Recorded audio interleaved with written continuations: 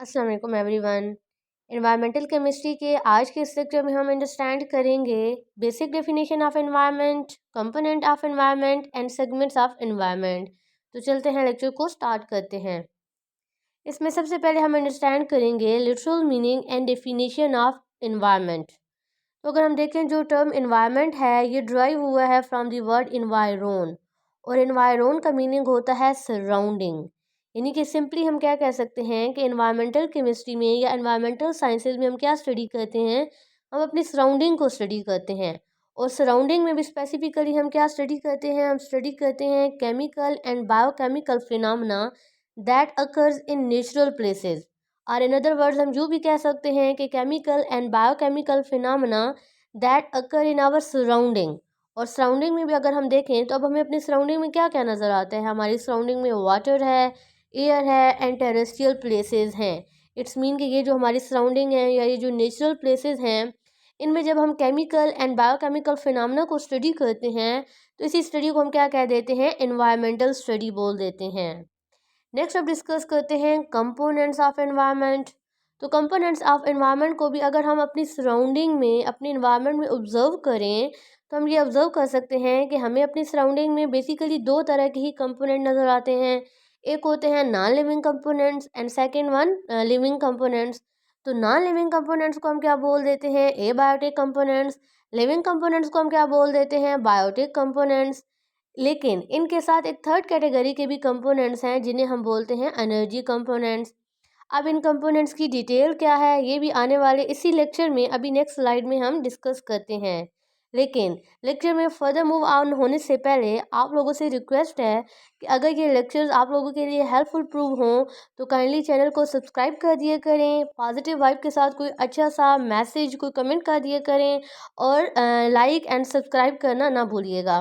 तो नेक्स्ट अब इसमें हम डिस्कस करते हैं, ये जो हमने अभी कंपोनेंट्स डिस्कस किए हैं इन्हीं की फर्दर डिटेल को स्टडी करते हैं। इसमें सबसे पहले आप फिर हम डिस्कस करेंगे एबायोटिक कंपोनेंट।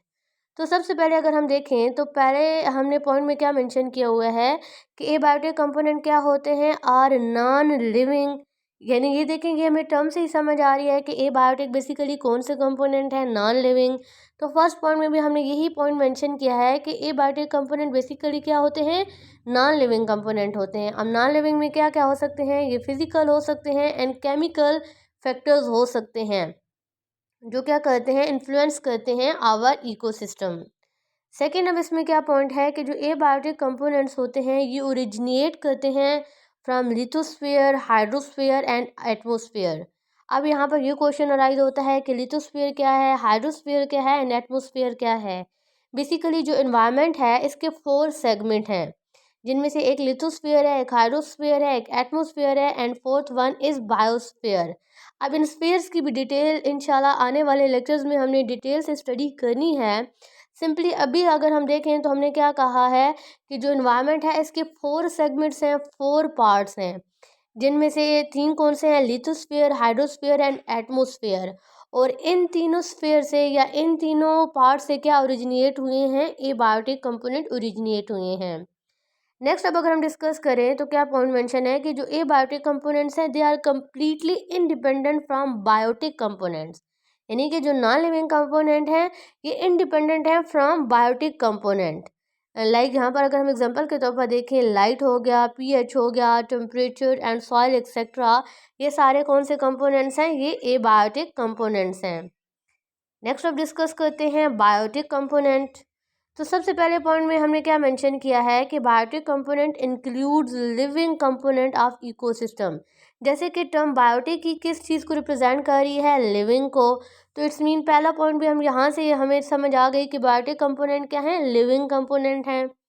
नेक्स्ट अगर हम डिस्कस करें तो नेक्स्ट पॉइंट में क्या है कि biotic components depends on abiotic component for their survival.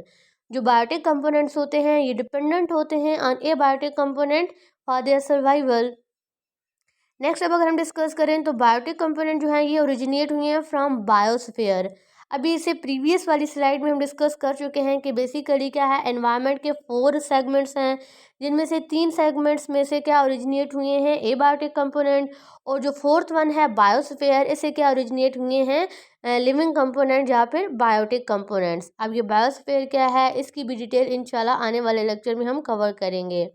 और यहाँ पर अगर हम एग्जांपल्स देखें बायोटिक कंपोनेंट्स की, यानी लिविंग कंपोनेंट्स की, तो हम देख सकते हैं micro organism, plants, animal, फंजा etcetera, ये सारे क्या हैं, बायोटिक कंपोनेंट्स हैं। नेक्स्ट अब हम डिस्कस करते हैं एनर्जी कंपोनेंट्स।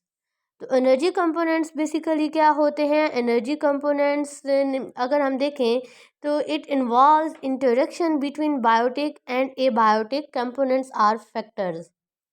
सेकंड, यहाँ पर हम एनर्जी कंपोनेंट्स में क्या क्या डिस्कस करते हैं, इसमें हम डिस्कस करते हैं renewable energy sources, for example solar energy, geochemical energy, hydro electrical power energy. इसके बाद हम इसमें डिस्कस करते हैं electrical energy and nuclear energy, यानी कि हमारी सराउंडिंग में जितनी भी एनर्जी है जो कि एक्सचेंज हो रही है between biotic and abiotic components, तो उस कंपोनेंट को हम क्या कह देते हैं, एनर्जी कंपोनेंट। नेक्स्ट अब डिस्कस करते हैं एनवायरमेंटल सेगमेंट, यानी कि एनवायरमेंट के सेगमेंट्स कौन कौन से हैं। तो यहाँ पर क्या मेंशन है कि environment is the collection of 4 interdependent parts called sphere, कि जो ये हमारा एनवायरमेंट है, पूरा होल एनवायरमेंट बेसिकली क्या है, ये 4 इंटरडिपेंडेंट पार्ट्स से मिलकर बना हुआ है, जिन्हें हम क्या कहते हैं, स्फीयर कहते हैं। अब इस स्फीयर में कौन कौन से स्फीयर हैं, सबसे पहले है एटमोस्फेयर, देन है हाइड्रोस्फीयर, देन है लिथोस्फीयर एंड देन है बायोस्फीयर। अब इन सेगमेंट्स की डिटेल क्या है कि एटमॉस्फेयर क्या है, इसकी क्या कंपोजिशन है, हाइड्रोस्फीयर क्या है, लिथोस्फीयर क्या है, बायोस्फीयर क्या है। इंशाल्लाह नेक्स्ट ट्यूटोरियल में हम इन्हीं को वन बाय वन डिटेल के साथ स्टडी करेंगे। Thank you so much.